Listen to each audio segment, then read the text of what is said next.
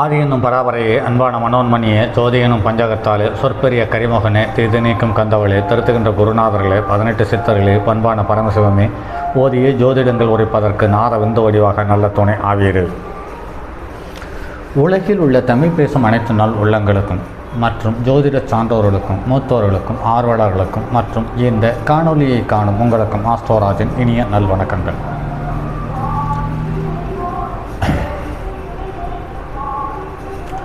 ஜோதிடம், ஆன்மீகம், வாழ்வியல், மருத்துவம் இந்த 4 தலைப்புகளில் தொடர் காணொளிகளாக கொடுத்து வருகிறோம். அந்த வகையில் இன்று யாருக்கு வாகனம் சிறப்பாக அமையும், அதற்கான ஜாதகத்தினுடைய கிரக அமைப்புகள் என்ன என்ற தகவலை இந்த காணொளியில் பார்ப்போம். நான் சொல்லக்கூடிய தகவல்கள் அனைத்தும் நூல்களில் சொல்லப்பட்ட தகவல்கள் என்பது ஒரு புறம் இருந்தாலும் கடந்த 25 வருடத்தில் என்னிடம் வந்த வாடிக்கையாளர்கள் அனைவருடைய ஜாதகமும் என்னிடம் இருக்கிறது.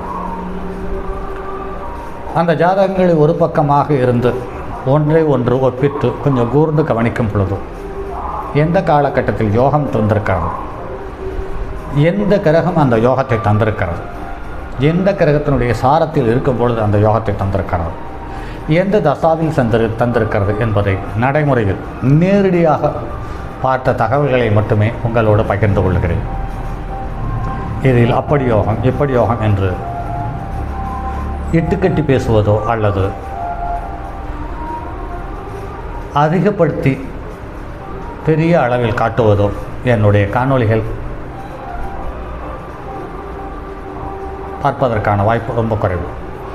அப்படி இருக்கும் பட்சத்தில் இன்று வாகன யோகம் யாருக்கு அமையும் என்ற தலைப்பில் இந்த காணொலியை பார்ப்போம். இன்றைய பரபரப்பான காலகட்டத்தில் இயந்திரத்தனமான உலகத்தில் வாகனம் என்பது எல்லோருக்கும் தேவைப்படும் அத்தியாவசியமான ஒரு பொருளாகிவிட்டது. இப்படிப்பட்ட நிலையில் பணமும் அந்தஸ்தும் இருந்தும் பலர் வாகனங்களை வாங்கி பயன்படுத்த முடியாத நிலையில் இருக்கிறார்கள்.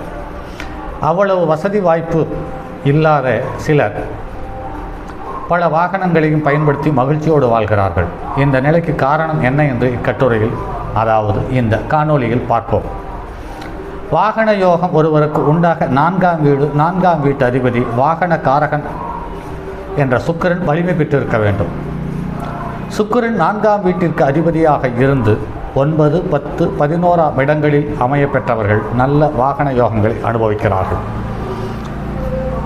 4ஆம் வீட்டு அதிபதி புதனுடன் சேர்ந்து சுபர் பார்வை பெற்று 4ஆம் வீட்டிலேயே அமர்ந்திருப்பது சிறந்த வாகன யோகத்தை தந்து விடுகிறது.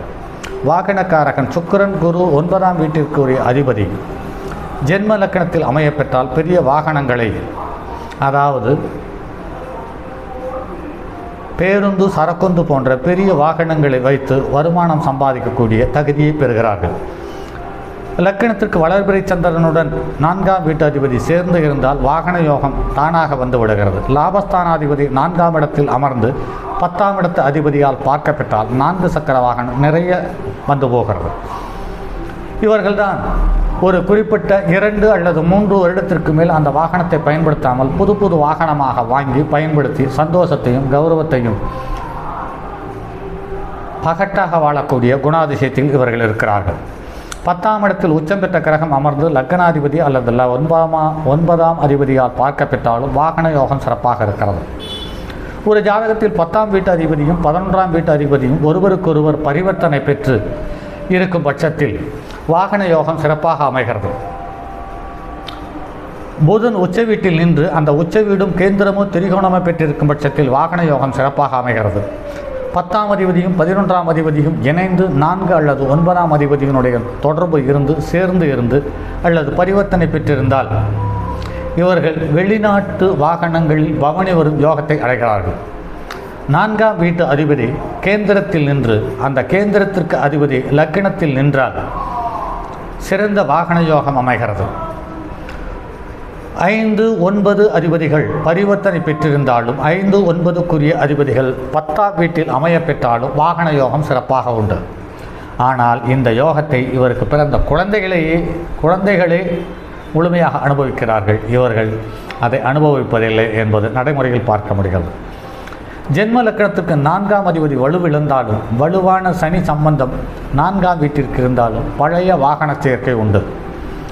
4ஆம் வீட்டு அதிபதி உச்சமாகவோ ஆட்சியாகவோ லக்னத்தில் அமர்ந்து 4ஆம் வீடோ 9ஆம் வீடோ லக்னத்தோடோ அல்லது லக்ன அதிபதியினோடோ தொடர்பு இருந்தால் அந்த கிரகங்களின் தசா புத்தி வரும் காலத்தில் வண்டி வாகனம் சிறப்பாக அமைந்து விடுகிறது என்பது நடைமுறையில் பார்க்க முடிகிறது. குரு அல்லது சுக்கிரன் 4ஆம் அதிபதியாகி பாக்கியஸ்தானத்தில் இருந்தாலும் பாக்கிய அதிபதி கேந்திர கோணங்களில் இருந்தாலும் இடம்பெற்றிருந்தாலும் அதிகமான வாகன யோகம் அமைகிறது. பொதுவாக ஜென்ம லக்கணத்திற்கோ அல்லது சந்திர லக்கணத்திற்கோ கோச்சார ரீதியாக குரு வரும் காலம் 4ஆம் அதிபதியினுடைய தசாபுத்தி நடக்கும் பட்சத்தில் அவர்களுக்கு மிகப்பெரிய வாகன யோகம் அமைகிறது என்பது நடைமுறையில் காணப்படுகிறது. இது மட்டுமல்லாமல் லக்னத்துக்கு 4ஆம் இடத்தில் திக்பலம் பெறக்கூடிய சந்திரனும் சுக்கிரனும் ஒருவருக்கொருவர்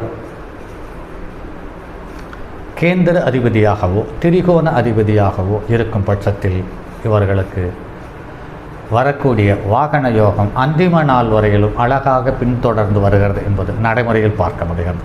சரி, அப்படி யாருக்கு அமைகிறது என்று பார்க்கும் பொழுது மேன லக்கணத்திற்கு சுக்கிரனும் குருவும் ஒன்றாக சேர்ந்திருக்கும் பட்சத்தில் யோகத்தை தந்து விடுகிறது.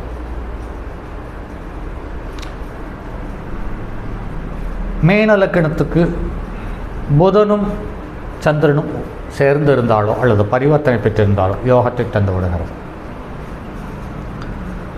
மகர லக்கணத்திற்கு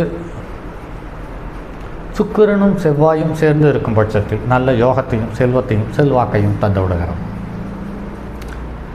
இது இல்லாமல் சுக்கிரனும் செவ்வாயும் ஒருவருக்கொருவர் திரிகோணத்திலிருந்து இந்த சுக்கிரனையும் செவ்வாயையும் குரு பார்த்திருக்கும் பட்சத்தில் இந்த 3 கிரகமும் 20 பாகையை கடந்து பிறந்தநாள் ஜாதகத்தில் அமையும் பட்சத்தில் அவர்களுக்கு அபரிமிதமான வாகன யோகத்தை அள்ளித்தந்து விடுகிறது என்பது நடைமுறையில் பார்க்க முடிகிறது. ஆக ஒரு ஜாதகத்தில் நல்ல வாகன யோகத்தை தந்துவிட்டால் தாய்க்கு பலமான கண்டமோ அல்லது தாயினுடைய உடல் நலத்தில் கொழுப்பு சார்ந்த தொந்தரவுகளோ அல்லது இரத்தச்சோகை என்ற தொந்தரவுகளோ நடைமுறையில் இருப்பதை எண்ணற்ற ஜாதகங்களில் பார்த்திருக்கிறோம். ஆக ஒரு ஜாதகத்தில் 4ஆம் இடம் வலுப்பெற்று 4ஆம் இடத்துக்குரிய கிரகம் வலுப்பெற்றிருக்கும் பட்சத்தில் நல்ல வாகன யோகத்தை தந்து தாயினுடைய உடல்நலத்தை ஏற்ற இறக்கத்தை தந்து தந்தை வழி தாத்தாவினுடைய சொத்திலிருந்து வெளியேற்றி விடுகிறது என்பது நிதர்சனமான உண்மை என்பதில் மாற்று கருத்திருக்க முடியாது. சரி நண்பர்களே, மற்றும் அடுத்ததொரு பதிவில் சந்திப்போம். அதுவரை உங்களிடமிருந்து விடைபெறுவது உங்கள் அன்பு நண்பன் எம் ராஜரத்தினம். தங்கமான் மடுவோடேந்தி தன்மதி தலையில் கொண்டோன் மங்கையர் பதிக்கச் சொன்ன மாமொழி ஜோதிடத்தை இங்கு யாம் உரைப்பதற்கோ இமை என்னும் பிழை வராமல் காக்க செங்கன் மால் மருகன் யானைச்சிறன் பதம் காப்பதாமே.